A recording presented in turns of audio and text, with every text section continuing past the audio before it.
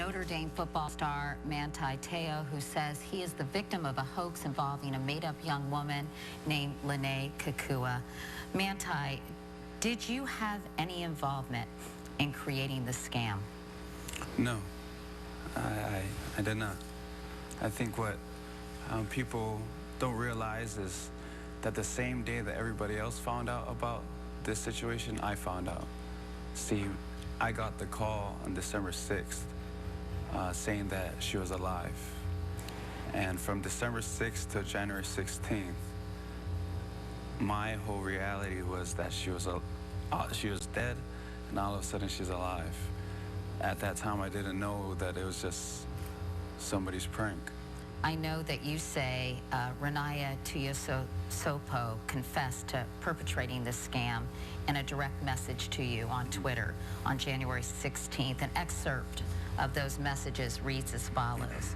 It's the 16th. I wanted to tell you everything today. I will not say anything to anyone else before I tell you everything.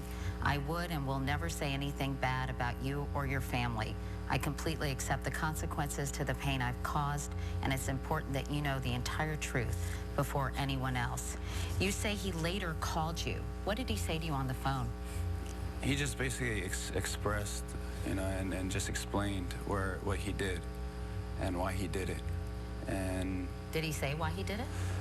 He didn't say why. He just explained that he just wanted to help people, and that was his way of helping people, of being someone that he wasn't, and trying to connect with somebody on a different level to help him out. And what did you say to him? Well, obviously it didn't really help me out, but I didn't really say anything. I was still speechless.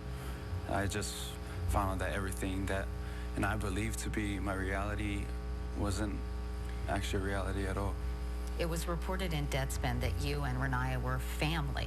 Someone's called you family, or at least family friends. Mm-hmm. Were you? No, previous to that conversation that he and I had on January 16th, I had only talked to Renaya twice. He, from my understanding, was Lene's cousin, and was Lene's favorite cousin. And the only time I would talk to Renaya was when I couldn't find Lene.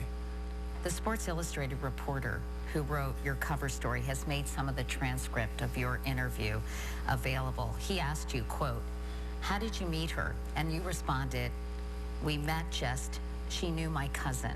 Later you told him you met at a USC game your sophomore year, that you were just friends then. Can you see why people would view this as, at worst, as a complete lie, and at best, as incredibly misleading? Mm-hmm. I can see that, and for that, for people feeling that they're misled, that I'm sorry for.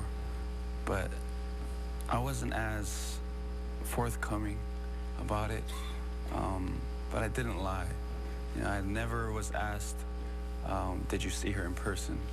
And so through the embarrassment and the fear of what people may think, that I was committed to this person who I didn't have the chance to meet, and she all of a sudden died, that scared me. And so to avoid any further conversation, I kind of wasn't as forthcoming as I should have been. Aren't you splitting hairs a little bit here, Manti? Yeah. Didn't you actually say things that weren't true? And isn't that, in essence, lying? I think the biggest lie that I'm sorry for is the lie that I told my dad. When I told Dad, when he asked me, hey, did you see her? And I said, no. Yes, I saw her. And, as a child, your biggest thing is to always get the approval of your parents. And for me, I was so invested in, Lene and getting to know her that, when Dad asked me, hey, did you meet her? I said, yeah. We'll talk to your dad about that later. But you have said you didn't want people to think you were a weirdo, mm-hmm, by admitting that you had never, in fact, met this young woman. But didn't you have something to gain, Manti, by keeping this story alive? Didn't it make you into this incredibly sympathetic figure? You led your team to an undefeated season. You were being praised, national championship game. Was this intoxicating in a way for you, Manti? I think For me, the only thing I basked in is that, no, I had an impact on people. That people turned to me and for inspiration. And I think that was the only thing I focused on. You know, my story, I felt, was a guy who, in times of hardship and in times of trial, really, you know, held strong to his faith, held strong to his family. And I felt that that was my story. Even if that hardship was perhaps exaggerated? No, it was, what I went through was real. You know, the feelings, the pain, the sorrow, that was all real. And that's something that I can't fake. Do you think this storyline helped propel you to second place in the Heisman voting? I don't know. No, I really don't know.